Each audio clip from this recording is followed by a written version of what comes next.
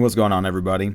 Just want to get on here and share some tips on producing production music, which is music basically for licensing and publishing. It's a little bit different than producing for like making albums for like artists and stuff like that. But it's just another revenue stream you can tap, as a producer, as a way to get some income, some revenue streams. And so I want to share these tips to help you maximize what you're doing with your music career and everything. And these tips.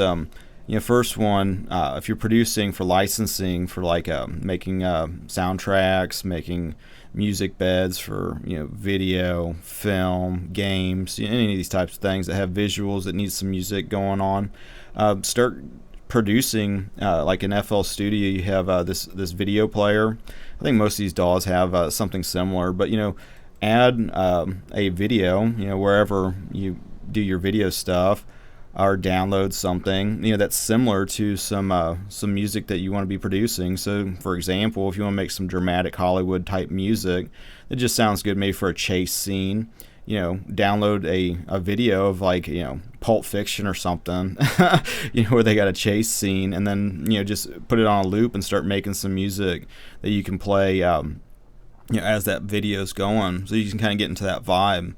Because the thing with production music for publishing and stuff like that, you're really going for a vibe, basically an energy, an emotion, more than anything else. And so the next tip is to go to some of these publishing places like Pond 5, Audio Sparks, any of these types of places where they have big catalogs of music, and download some of the top selling tracks as reference mixes, and put them in your DAW as you're producing, and do an A/B. How does yours sound compared to theirs? And try to I don't say mimic or copy or anything, but just kind of get the idea. Because one of the differences between making music for publishing versus just like albums and stuff is you don't want it to be too busy, because in a lot of different ways you have visuals and other things happening and so you don't want to just be distracting with some crazy guitar solo that's taking away from maybe a voiceover or something. And so use these reference mixes to kind of pinpoint your what you're trying to do. The next thing, if you're just getting into producing for licensing, it's a little different game.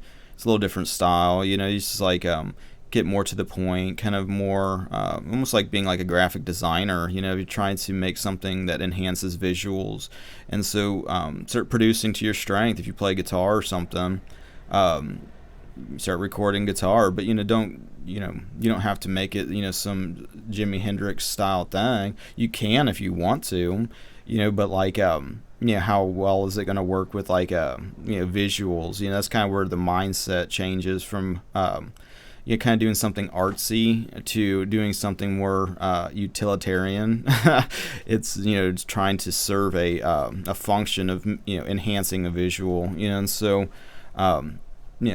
play the guitar, but do it to get some video going inside of your DAW. If you're doing some like action thing, get some distorted guitar or something and just start jamming to what you're looking at, and you kind of get into a different zone. And then with that in mind, kind of the arrangement of these different commercial tracks is a little bit different. Where what am I doing here? There we go. Where you're trying to kind of have almost like a different flow to things, where like sometimes you can just listen to an album and have like a 45-second intro, and maybe a minute intro even, where it's just this build up to a verse or something like that. With like production music especially, you can want to get right into it.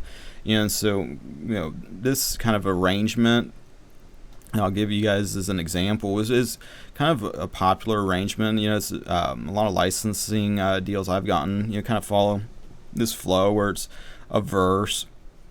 I wrote it down. Let me pull it up here. Verse, chorus, bridge, chorus, basically, then the end, which the end and the intro could be, possibly kind of the same thing. A little bit different, but it's kind of nice to have like maybe a subtle intro that you don't really hear through the verse of the chorus, and then it kind of ends, the track with that same type of like, vibe from the beginning. And also then you can like loop it, and that's the second, or the last tip, the 5 tips, is export variations of your track. It's like, and I'm not the best at doing that because it's a pain in the ass to do 30 seconds and stuff like that exact.